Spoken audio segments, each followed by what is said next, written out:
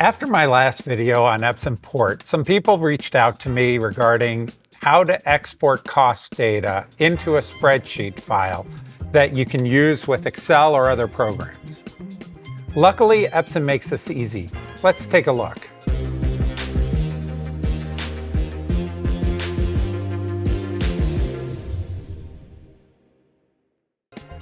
I'm Bob Miller, Product Manager and a Color Solutions Specialist here at IT Supplies. Today, I'm going to show you how Epson's Port solution can export cost accounting files that you can then import into Excel or other programs.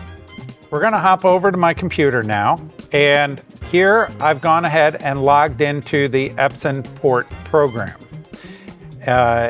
So off of that website, you now have two options. We're going to go to the dashboard. So the dashboard here is going to pop up, and you're going to have several options, with the one on the bottom right being the cost and accounting feature. This should pop up any second here. And then once that pops up, there are a few things that we do. I kind of highlighted it in the last video, but I'm going to touch on it here. So we're going to go to the cost report area. So in the cost report, I have gone ahead and I have pre-filtered everything. So we're actually only looking at the R5000 right now and the cost reporting for that. The way I pre-filtered is by selecting the printer on the right. The price settings, which I showed in my last video, but I'm just going to touch on for a brief second here. The price settings are set up here in this upper right corner. And you can go ahead and if I select, for example, the R5000, you will see that I have some medias in there. I have the ink pricing in there, and any other pricing that you want to manipulate. So that's that. But let's go ahead back to the cost report. This is really simple and really easy. You have a few filtering options up at the top here. So we're on the R5000 Epson printer, and I've got my recent files all listed here in this date range that is selected, which is 8/27 through 9/28.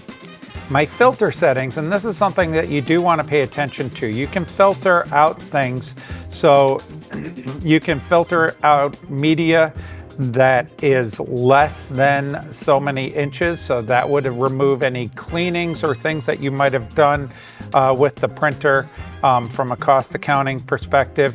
You can also take out, by selecting here, any milliliter consumption that is less than a certain amount. Again, you can do this.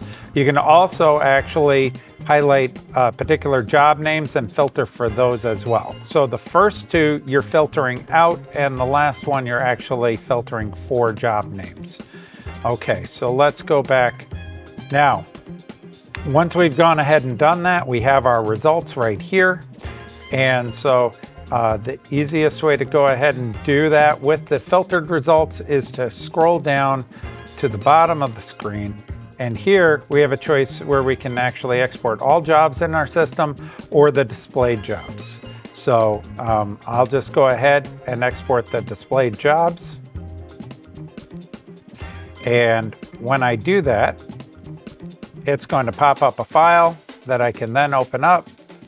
And when I do, that file will have all of the information that I wanted, including the job name, which again was described in the last video, how to go ahead and add that, and the printer serial number, the ink cost, the media cost, any of the information that you put in there. So that is just a quick overview of how to go about exporting a CSV file so that you can use it in other programs like Excel or whatever.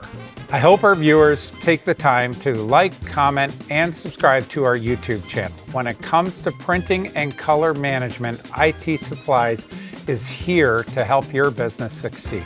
Thanks for watching.